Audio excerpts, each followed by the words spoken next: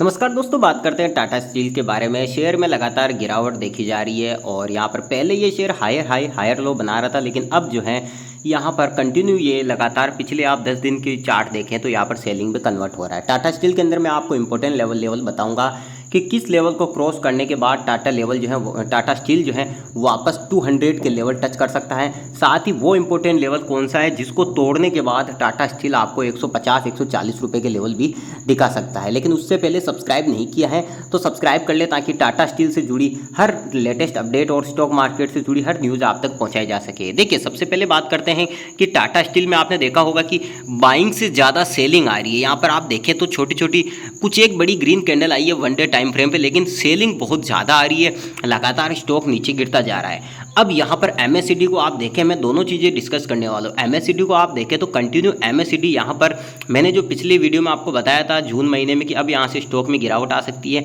Exactly वहीं से 177 से ही लगातार स्टॉक के अंदर गिरावट आ रही है। अब दिक्कत कहाँ है कि या इसे आप प्रॉफिट बुकिंग भी कह सकते हैं, लेकिन मेरे ख्याल से ये प्रॉफिट बुकिंग नहीं है। स्टॉक जो है ऑलरेडी प्रॉफिट बुकिंग तो यहाँ पर आप देखें तो मई और जून महीने में इलेक्शन के रिजल्ट के बाद प्रॉफिट बुकिंग हो चुकी थी। अब रोज रोज तो प्रॉफिट बुकिंग होगी नहीं। इससे पहले स्टॉक ने एक वन वे रैली की थी। आप देखिए यहाँ से इसने बॉटम अपना फाइंड आउट किया था अक्टूबर 2023 में, जब स्टॉक गिरा था और 113 रुपये से रिकवरी करके स्टॉक जो ऑलमोस्ट यहाँ पर डबल के करीब आ गया था। तो जाहिर सी बात है दोस्तों, अब यहाँ पर थोड़ी बहुत सेलिंग तो देखने को मिलेगी। जबरदस्त कंपनी है, लॉन्ग टर्म के हिसाब से बहुत बेहतरीन कंपनी है। टाटा स्टील आने वाले समय में तगड़े रिटर्न देगी और ना सिर्फ यहाँ पर 200 बल्कि 300 400 500 रुपये के लेवल भी आपको दिखाएगी फ्यूचर में। लेकिन उसके लिए देखिए इंतजार करना होगा, समय लगेगा यहाँ पर, क्योंकि बिना समय दिए मार्केट में पैसा नहीं है। अब यहाँ पर लेवल्स की बात कर लेते हैं कि कब तक जो है स्टॉक यहाँ पर रिकवरी कर सकता है या फिर अब ये इसका डाउन ट्रेंड जारी रहेगा, क्योंकि दो चीज़ें हैं। देखिए, सबसे इंपॉर्टेंट लेवल आप देखें यहाँ पर तो इस स्टॉक का बना हुआ है 160 का। जी हाँ, बिल्कुल अपने इंपॉर्टेंट सपोर्ट के पास स्टॉक ट्रेड कर रहा है और अगर ये 160 को ब्रेक करता है तो मैं मानता हूँ कि स्टॉक यहाँ पर 145 150 रुपये जाने में देर नहीं लगाएगा। हालांकि स्टॉक ने आप देखें तो पहले भी यहाँ पर ये जो लेवल है 160 का वो ब्रेक किया था। 4 जून की वो बात है, उस दिन इसने सीधा 147 146 रुपये का लो लगाया था। लेकिन वो एक इवेंट था, लोकसभा चुनाव के जो नतीजे आए थे उसकी नतीजे आने के एग्जिट पोल वगैरह थे, काफ़ी सारी चीज़ें थी, बड़ा इवेंट था, उस वजह से स्टॉक वोलेटाइल था। लेकिन अब ऐसा नहीं होगा।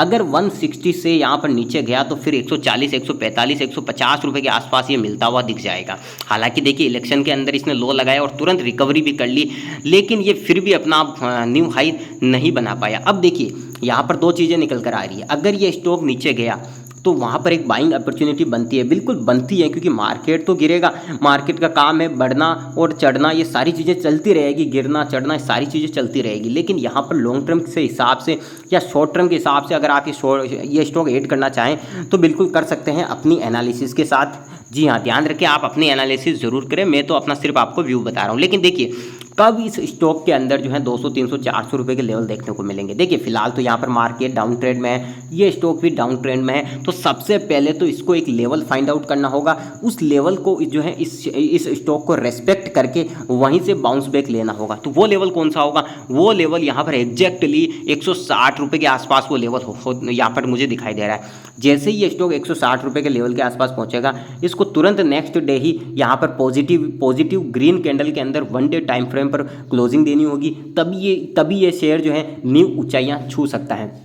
दूसरी चीज़ मैं आपको बताऊं तो यहाँ पर जब भी स्टॉक 180 रुपये के आसपास ब्रेकआउट देता है तो उसके बाद वो ब्रेकआउट सस्टेन नहीं हो पा रहा है, तुरंत वहाँ पर जो है सेलर्स आ जाते हैं और प्रॉफिट बुकिंग कर ली जाती है। तो जब तक ये स्टॉक 180 रुपये के ऊपर पॉजिटिव बड़ी ग्रीन कैंडल बनाकर क्लोजिंग नहीं देगा, तब तक यहाँ पर इस स्टॉक के अंदर जो है यहाँ पर थोड़ी दिक्कतें रहेगी। और दिक्कतें सिर्फ यहाँ पर लेवल की वजह से नहीं आ रहा है, दिक्कत यहाँ पर ये आ रही है कि स्टॉक पिछले 1 साल से कंटिन्यू बाइंग जोन में है, लगातार वन वे रैली की है। तो जाहिर सी बात है दोस्तों, कोई भी स्टॉक ऐसा नहीं है कि वन वे ही ऊपर चला जाए। अगर वो ऊपर जा रहा है तो एक ना एक लेवल पर वो बड़ा ट्रैप तैयार करेगा, वो डेफिनेटली उस लेवल से स्टॉक वापस घूमेगा और जो हाई लेवल पर उस स्टॉक को लेंगे तो नीचे वाले जो लेवल पर लेके बैठे हैं वो निकलेंगे और हाई लेवल पर दूसरे उस स्टॉक को ले लेंगे और फंस जाएंगे। देखिए, याद रखें, जब तक स्टॉक 185 को ब्रेक नहीं करेगा अगले 1-2 वीक में, तब तक स्टॉक रेंज बाउंड रह सकता है या फिर डाउन ट्रेंड में रहेगा। अगर डाउन जाता भी है तो 160 के आसपास उस लेवल की इसको रेस्पेक्ट देनी होगी, 160 के आसपास जाके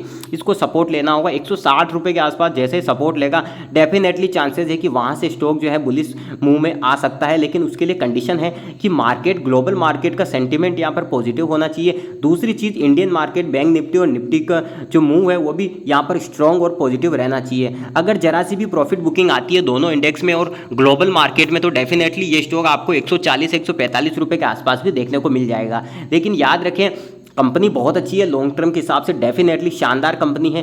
हर किसी के पोर्टफोलियो में आपको टाटा स्टील, टाटा पावर ये स्टॉक मिल जाएंगे, क्योंकि टाटा की कंपनियां, मतलब टाटा नाम ही एक भरोसा है। लेकिन दिक्कत यही है ना कि टाटा नाम अगर एक भरोसा है तो क्या ऊंची रेट में आप लेके बैठ जाएंगे तो फिर लॉन्ग टर्म में भी आपको प्रॉफिट नहीं होगा।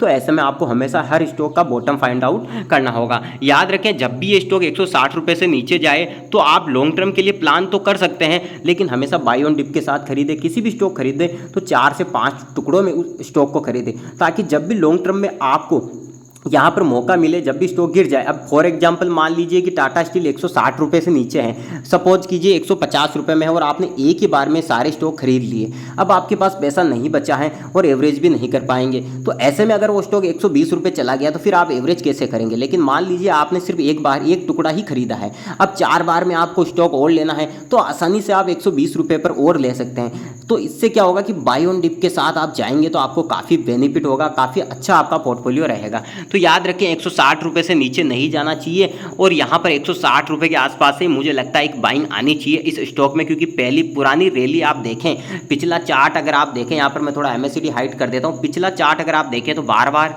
जैसे ही 160 रुपये आया स्टॉक रिट्रेसमेंट करता है और सीधा अपसाइड निकल जाता है। तो इस बार भी क्या वैसा होगा? जी हाँ, बिल्कुल हो तो सकता है, लेकिन अगर मार्केट के सेंटिमेंट अगर नेगेटिव हो जाते हैं तो आने वाले समय में टाटा स्टील यहाँ पर थोड़ी बहुत गिरावट दिखा सकता है। लेकिन देखिए अच्छी कंपनी है, बिना रिट्रेसमेंट तो ऊपर जाएगी नहीं। एक रिट्रेसमेंट तो देखिए बनती है, और रिट्रेसमेंट किए बगैर कोई भी कंपनी हो, कोई भी स्टॉक हो, कोई भी इंडेक्स हो, इवन बैंक निफ्टी के वन मिनट टाइम फ्रेम में भी आप कोई यहाँ पर जो है ऑप्शनल का चार्ट खोलेंगे तो वो भी वन वे ऊपर नहीं जाएगा, क्योंकि देखिए रिट्रेसमेंट होना जरूरी है। किसी ना किसी लेवल पर कोई ना कोई यहाँ पर ऑपरेटर वगैरह या कोई भी बड़ी मछली जो है अपना प्रॉफिट बुक करती है। ऐसे में याद रखें यहाँ पर 180 को क्रॉस करना टाटा स्टील के लिए बहुत ज़रूरी है। 180 को क्रॉस करेगा तो यहाँ पर मूविंग एवरेज के ऊपर स्टॉक जाएगा, और ऐसे में दोस्तों एक शानदार ब्रेकआउट देखने को मिल सकता है और 200 रुपये का लेवल छू सकता है। लेकिन अगर ये नीचे चला गया, मान लीजिए जिस हिसाब से चल रहा है, आप देखिए पिछले 6-7 दिन का आप चार्ट देखिए, यहाँ पर 10-11 दिन का आप चार्ट देखेंगे तो एक भी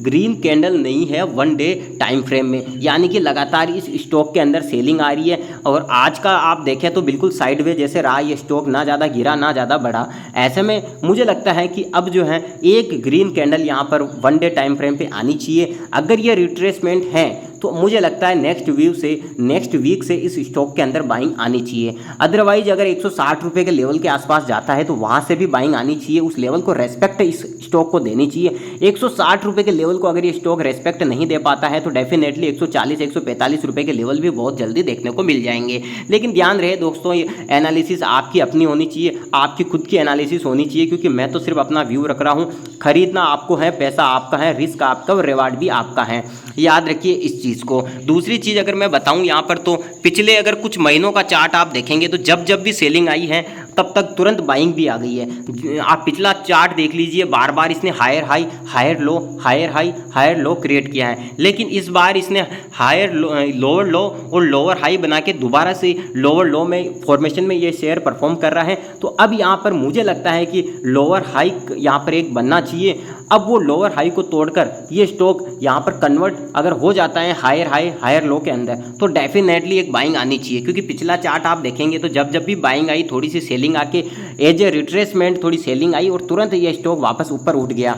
इस बार भी क्या ऐसा होगा ये तो दोस्तों अगले वीक ही पता चलेगा, क्योंकि लगातार सेलिंग आई है। तो अब अगले वीक में इसमें जो है बाइंग आनी चाहिए, ग्रीन कैंडल्स बनने चाहिए 1 डे टाइम फ्रेम पे। अगर ऐसा नहीं हो पाता है तो फिर ये स्टॉक जो है थोड़ी बहुत गिरावट यहाँ पे दिखा सकता है और कंसोलिडेट भी कर सकता है, क्योंकि 1 साल से स्टॉक चल रहा है, सिर्फ यही स्टॉक नहीं, कई सारे स्टॉक चल रहे हैं। इवन बैंक निफ्टी और निफ्टी की इंडेक्स भी वन वे यहाँ पर मूव कर रही है। तो ऐसे में दोस्तों यहाँ पर कंसोलिडेट करना बहुत ज़रूरी है। टाटा स्टील के लिए भी तो कंसोलिडेट अगर होता है तो फिर कुछ समय लगा सकता है।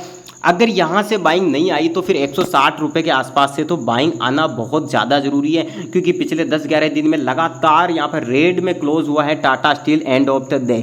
तो ऐसे में यहाँ पर पॉजिटिविटी इस स्टॉक के लिए बहुत ज़्यादा ज़रूरी है। मुझे लगता है नेक्स्ट वीक से अगर बाइंग आती है तो स्टॉक के लिए अच्छा होगा, एक न्यू हाई निकाल सकता है स्टॉक। लेकिन अगर बैंक निफ्टी और निफ्टी गिरता है तो डेफिनेटली यहाँ पर 160 रुपये के लेवल इसके लिए बहुत ज़्यादा इंपॉर्टेंट है। वीडियो को लाइक कर दें, चैनल को सब्सक्राइब कर दें। मिलते हैं नेक्स्ट वीडियो में। जय हिंद।